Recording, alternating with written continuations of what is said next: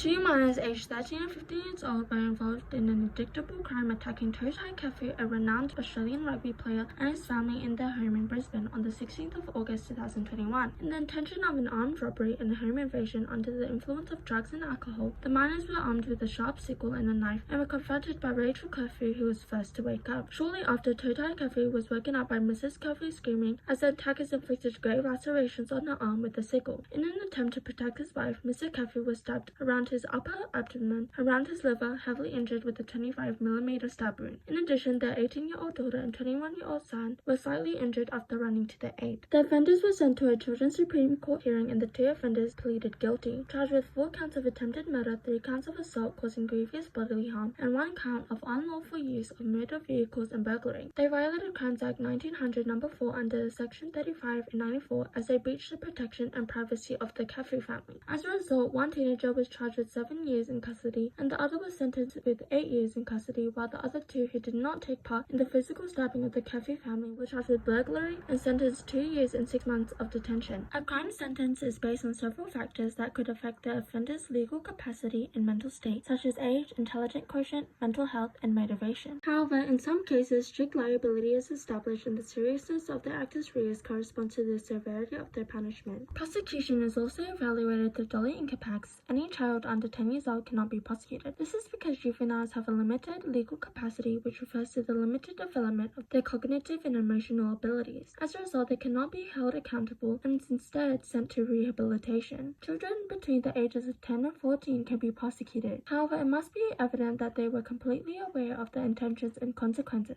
Any person between the ages of 14 and 16 that is found guilty will be prosecuted. However, no convictions will be further recorded in their criminal record unless they committed a serious criminal offense. Hence, the 2 minors accused were held accountable for their actions as they were over the age of 10 years old, being 13 and 15 years old at the time of the attack. However, as they were juveniles under the age of 16 years old, their sentence was alleviated despite the gravity of their offense and no convictions were recorded. Moreover, the retribution of the act was also contributed by the neurological disability, as one minor had Tourette syndrome. The second minor stated that he had previously experimented with illegal substances and experienced domestic violence. Consequently, the 13-year-old minor was charged with a reduced 7-year sentence, and the 15-year-old minor was charged with an 8-year sentence. In addition, the magistrate, Justice Davis, declared that they only had to complete 50% of their sentence under good behavior bond before they can be released.